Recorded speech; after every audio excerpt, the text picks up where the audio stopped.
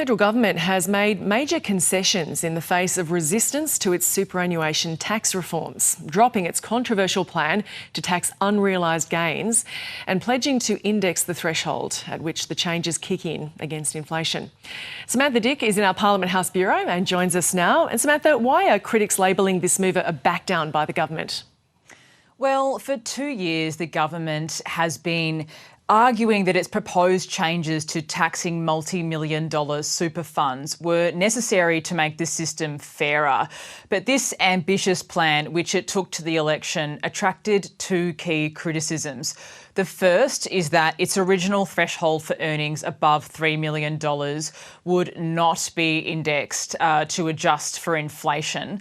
And the second is that it applied to unrealised gains. Now, unrealised gains are effectively assets which have increased in value over time that you haven't cashed in yet, and that could include something like a property, maybe a farm. So both of these measures were designed to increase the amount of revenue that the government had to spend on essential services for the Australian people, things like public schools and the health system. But after months of advocating for these changes to Australia's super tax system, the government has now been accused of backpedalling. Instead, the government has agreed to index the $13 million threshold to adjust for inflation, which means that fewer people will be captured by this policy over time. And it has scrapped plans for this policy to capture unrealised gains. Essentially, these changes mean that the government will have less money to work with than previously anticipated under the original proposal. Here's the acting Prime Minister, Richard Marles, defending these changes earlier today. Well, we have sought to make the superannuation system more sustainable. That's what we set out to do, and that's what we are doing.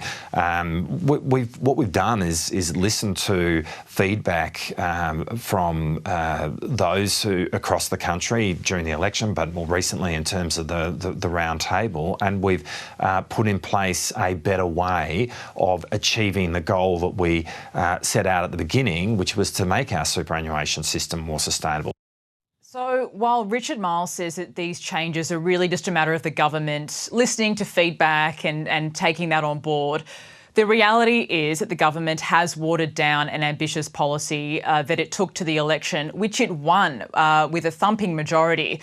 So while many have lauded these changes, it's likely to cause fierce debate in Parliament because the government still needs to win over the Greens, who say that these concessions around indexing and capital gains basically give rich Australians a free ride, and also needs to win over the Coalition, who's yet to formally announce a policy position around this, but is expected to support these concessions.